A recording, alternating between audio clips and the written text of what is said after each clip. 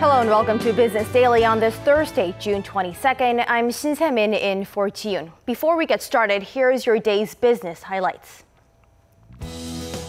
The president orders an overhaul in hiring procedures, starting with the public sector. This means applicants do not have to disclose their academic background, physical conditions, or birthplace.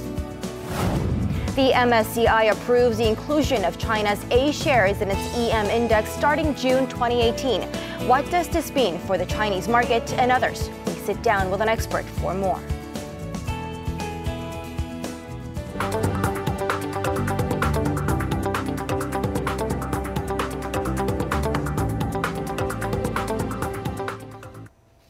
Prime Minister Lee Nak-yeon briefed ministers on the nation's severe drought problems and the pressing need for passing the supplementary budget bill at the National Assembly. Our Kim Young-gil has more. At Thursday's policy coordination meeting, Prime Minister Lee Nak-yeon briefed ministers on the serious drought problem after his recent on-site inspections.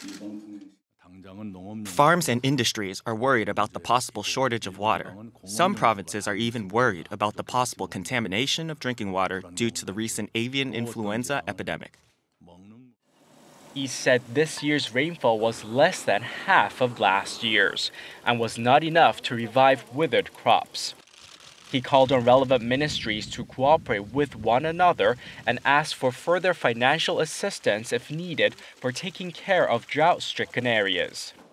Prime Minister Lee also highlighted the importance of approving the $10 billion extra budget bill that is currently stuck in limbo at the National Assembly. The supplementary budget aimed at creating jobs and helping low-income groups is the new government's first task. Therefore, we urge the Parliament's full cooperation. He said he was more than willing to cooperate with the opposition parties to smoothly run state affairs. However, the opposition parties oppose the bill, saying it conflicts with the National Financial Act, which stipulates that supplementary budgets are meant to be used for dealing with a natural disaster, economic recession, or mass unemployment. Prime Minister Lee urged all ministers to make the best use of the weekly policy coordination meeting so that the Moon administration can implement effective policies and improve the livelihoods of Korea's citizens. Kim Young-gil, Business Daily. Push for a reform on the country's labor front continues. President Moon Jae-in ordered the implementation of a so-called blind screening hiring process for new employees in the public sector. He said such process could begin as early as the second half of the year. Here's President Moon Jae-in. 차별적인 요인들은 일체 기재하지 않도록 해서 명문대 출신이나 일반대 출신이나 또는 서울에 있는 대학 출신이나 지방대 출신이나 그냥 똑같은 조건에서 똑같은 출발선을 위해서 오로지 실력으로 공정하게 경쟁할 수 있도록 그렇게 당장 이번 하반기부터 좀 시행을 했으면 합니다.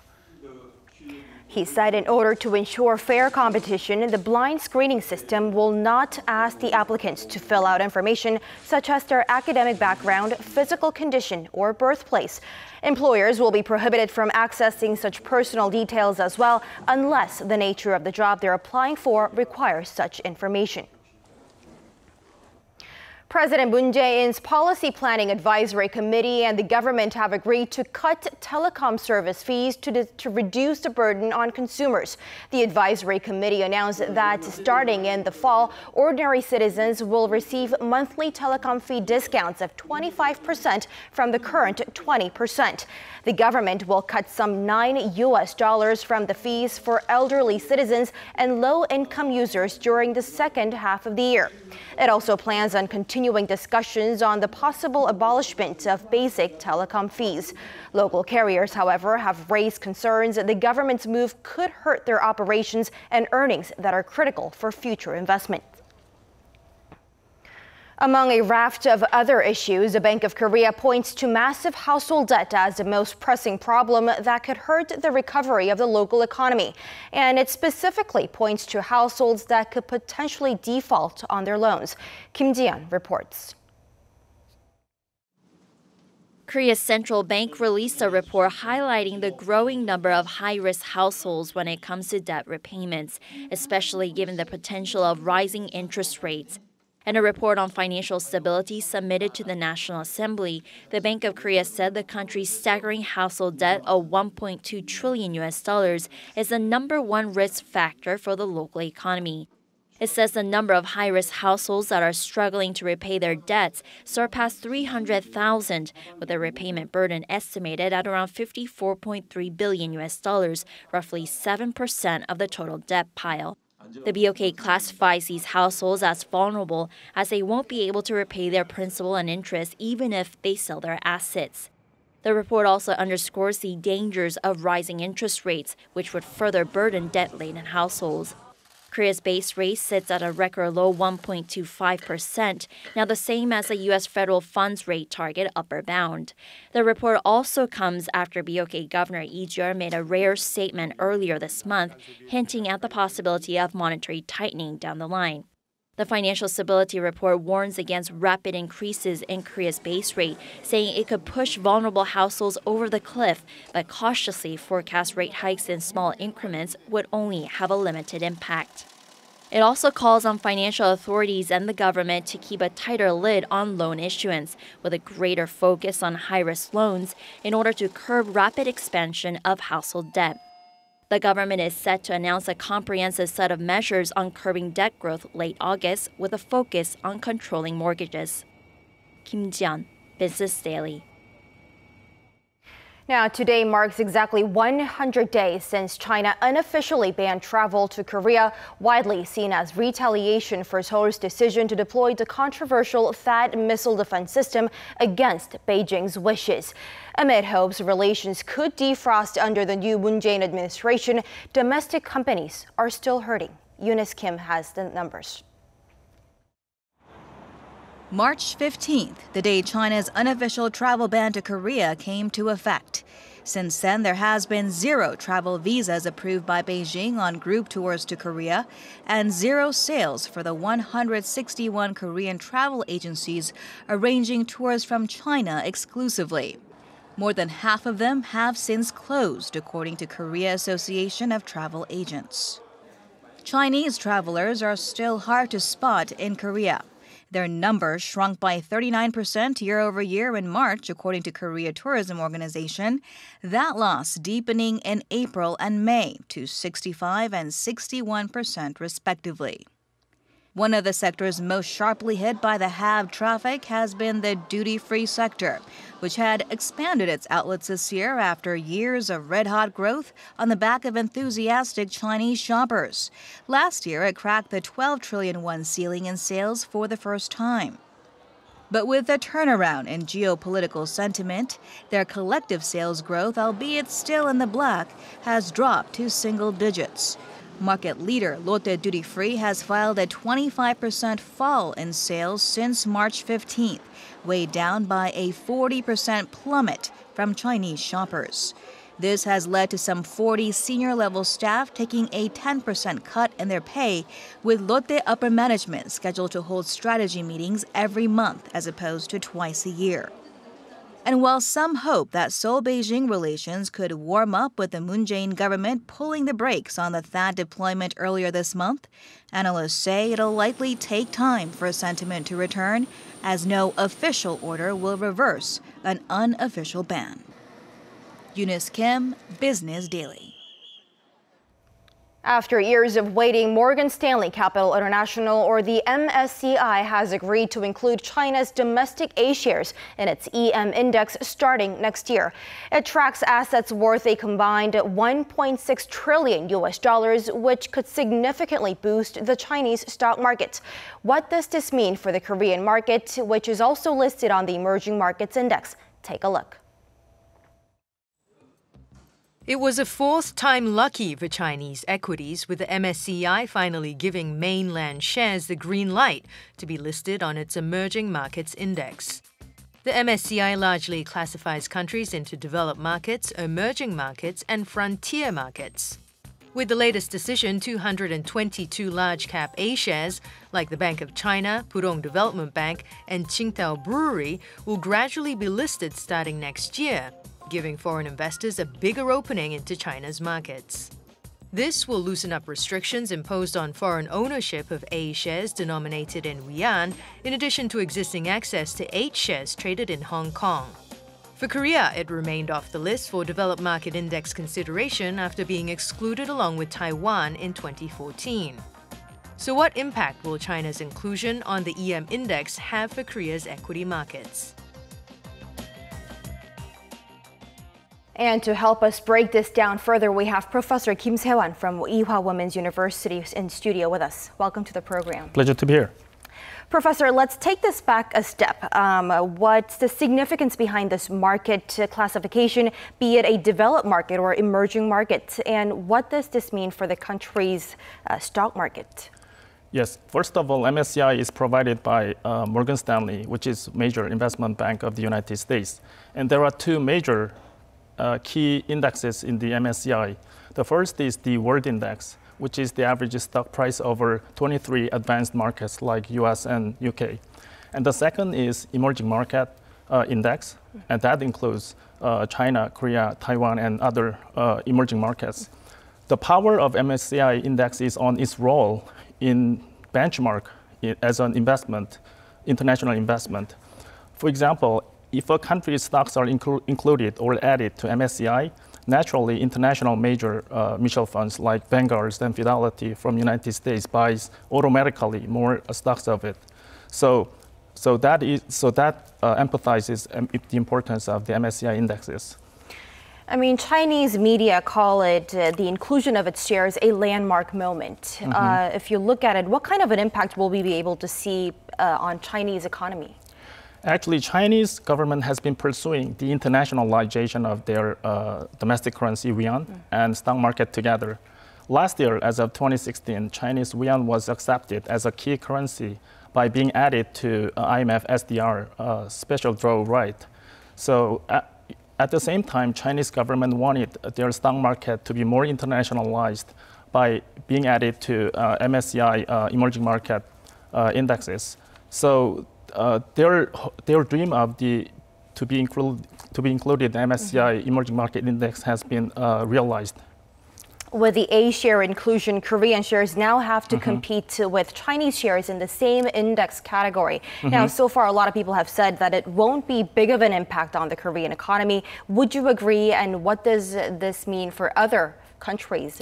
Well, basically, I agree with you. I believe there won't be a big changes in the demand for Korean stocks from foreign investors. In terms of the structure of the MSCI foreign emerging market indexes, the share of Korean stock will be decreased by 0.2% by adding China stock A. So that means if we say that the international major mutual funds that follows MSCI emerging market index asset size is about 250 trillion won, that means about 500 billion won of the foreign investors will be get out of the Korean stock market, which is not huge. But at the same time, Korea had been in the MSCI's emerging market index for nearly 25 years, right, with the government continuously trying to get into the developed market index for years. Why the push? Well, if Korean stock market is added to the more advanced countries' MSCI index, which is a world market index, that's going to be a major step for further development of the Korean stock market for two reasons, actually. The first is there will be more stable and larger inflow of the funds from foreign investors because foreign mutual funds and foreign major investors are more interested in major markets. And secondly, to meet the requirements of the MSCI index, Korean stock market's infrastructure will be more developed and more efficient and more stable.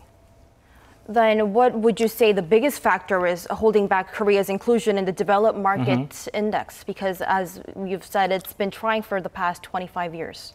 Well, according to Korean government, actually, there are two major complaints from foreign investors. The first is about its accessibility from foreign investors. Actually, foreign investors want to build up offshore Korean won market because it's going to be more flexible to buy Korean wons for Korean stock investment. And the second is there is something registration rule for foreign investors. That is very inconvenient for foreign investors. So they want to get rid of that foreign investor registration policy. And at the same time, some argue that the transition into the developed market index will have a negative impact on Korean shares. What are your thoughts on this? Well, quite a few people are saying that even though Korean stocks are added to developed markets index, which is MSCI World Index, there's not much benefit to Korean stock market because of the two reasons. The first is the two complaints of the foreign investors are not acceptable for maintaining the stability of the stock market and foreign exchange market together. So I believe that as time goes by and as we more develop Korean stock market, Korean stocks will be, in the end, added to MSCI World Index.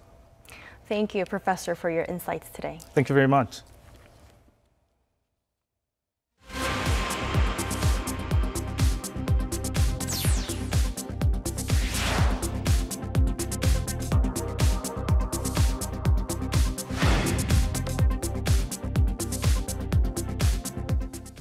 As the number of electric cars continues to rise, with vehicle registration having quadrupled in the past 2 years, insurance companies are fighting for a larger share in the growing market. Our Elliot Kim with more.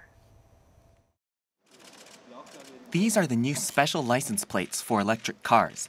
The government designed the blue-colored plates to be distinctive and bring recognition to the vehicles, and they'll soon be visible on public roads.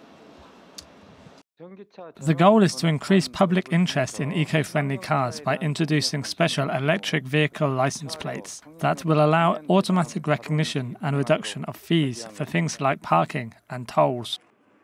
The electric car market is expected to see strong growth in response to the government's eco-friendly policies. The insurance industry, which has had a lukewarm response to the growing market, seems to be quickly sparking into life. Hyundai Marine and Fire, KB Insurance, Dongbu Fire, and Samsung Fire have all launched insurance products within the last year, with premiums being up to 10% lower than regular car insurance. The policies include towing to charging stations if you run out of power while driving, and even injury guarantees to cover cases of electric shock when charging. With the government's aggressive, eco-friendly policies and interest from both manufacturers and consumers, the electric car market should grow even more. As a result, we hope to revitalize electric car insurance and improve convenience for car owners. Once premium standards are set later this month, insurance companies expect fierce competition for electric car customers from not only large insurance companies, but also small and medium firms, which are expected to jump into the market. Elliot Kim, Business Daily. Cafes in Capital Seoul alone produce 140 tons of coffee grounds a day. That's a lot of waste, but fortunately the city has found a way to make use of the huge amount of leftover products. Lee Ju-young has more. The market for coffee in Korea is seeing explosive growth, with latest data showing the average Korean drank 500 cups of coffee last year. But the brewing of coffee can seem a bit wasteful. Only 0.2% of the coffee grounds are used, while the rest are thrown away. We've been throwing out coffee grounds in garbage bags, which was inconvenient because of the cost and heavy weight. To offer coffee shops an alternative, the Seoul Metropolitan Government is running a demonstration project in which used-up grounds are recycled. Coffee grounds are collected free of charge and then used as compost for growing mushrooms. Compost is usually made of food waste, which has a high salt content. Since coffee grounds do not contain salt, it's easier to make compost out of them. Currently, about 60 coffee shops are participating in the project. By June, that number is expected to hit 1,000. Lee Ju-young, Business Daily. Difficult times continue for the livestock industry in Korea, with many farms being hit by the recent bird flu outbreak. Poor working conditions have also led to a shrinking young workforce in the industry, but there are some signs of transformation involving new technology and better animal welfare. Take a look. At this poultry farm in Goyang, Gyeonggi-do Province, chickens roam freely in a large open area. The owner has been practicing ethical farming with a focus on animal welfare for the past 4 years. Back in February 2013, I started this poultry farm based on ethical animal farming to produce non-toxic food. We look at everything from the chicken's perspective, not people, and focus on how to raise them without harming them. Factory farming typically raises birds in a confined cage where most of them are unable to move. Many chickens from these factory farms spend their entire lives producing eggs, which leads to weaker immune systems and disease.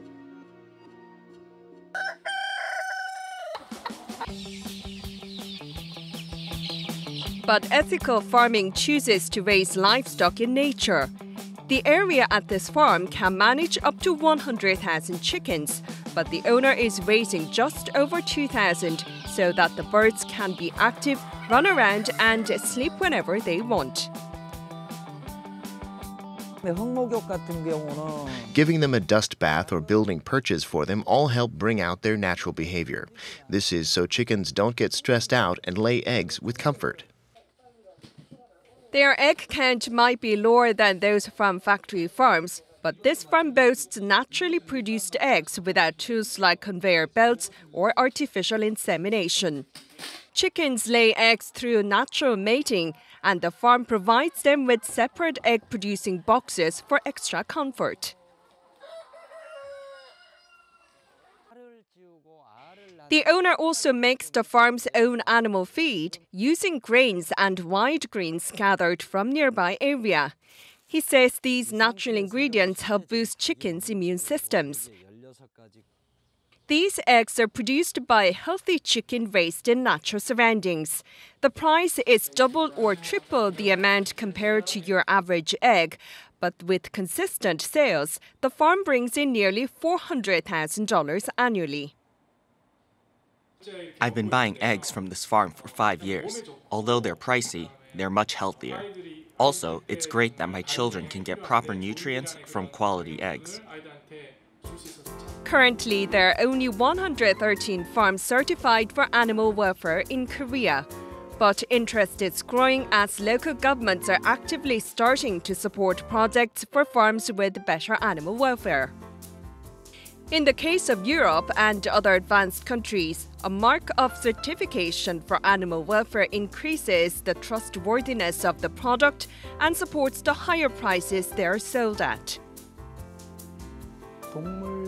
We can promote a better image of the livestock industry by improving animal welfare. But currently, the criteria for land size, feeds, and facilities required to run an animal welfare farm in Korea are very strict, so there aren't that many. I think we should improve our system by learning from other places like Europe and the US. Young people in Korea have long avoided working in the livestock industry due to the hard labor it requires. It's rare to see people like Yoon Chang-hyun, who's in his 30s and has been running a dairy cow farm in Chungcheongnam-do Province. Yoon says the farm was passed down from his father, but just 1 month ago, he decided to transform the place inside out. He introduced new ICT technology, replacing the traditional system that had been in place for 3 decades. I wanted to improve efficiency. Also, I thought it would help improve working conditions and my quality of life as well. It's time for food, and all cows are headed towards an automatic livestock feeder. Each of them is given different feeds in various quantities, and they provide cows with customized food according to the sensors. About a month ago, we attached individual sensors on each cow to implement this ICT technology. Depending on their nutritional balance, the machine provides up to 6 kilograms worth of feed for each cow. Sensors on these animals store individual data in real time and send information to the owner's smartphone or computer. 이 소 같은 경우에는 현재 초이무인데 어제 저녁 때하고 오늘 아침에 45kg가 나온 상태고요. 착유 사료가 4kg, 그리고 에너지 사료가 1kg 현재 들어간 상태입니다. The system is designed to provide a customized response in real time, beneficial for increasing breeding and delivery. You can pay closer attention to details compared to the past, so we're expecting to see their birth rates increase from 70 to 85%. Smart farming not only manages cows individually, but also the farm itself. You can control the temperature and humidity of the facility using sensors and security cameras. With your smartphone or computer, you can always check out the conditions of the ranch immediately. I always thought a livestock farm ties you down 24/7, but this really gives me more time to travel and engage in leisure activities. Smart farms are able to increase industry competitiveness, explaining why the government is now actively encouraging farmers to take part by creating support centers, offering financial assistance, and the education needed. Tangjin in Chungcheongnam-do province has completed setting up trial ICT farms in the livestock industry by injecting more than $170,000. In the area of smart farms in particular, the city plans to actively offer support to boost competitiveness and implement customized technology to as many farms as possible. Korea's livestock industry has been struggling with a number of major difficulties in the recent years. But it looks to be turning a corner with the help of new technology that improves conditions for people and animals.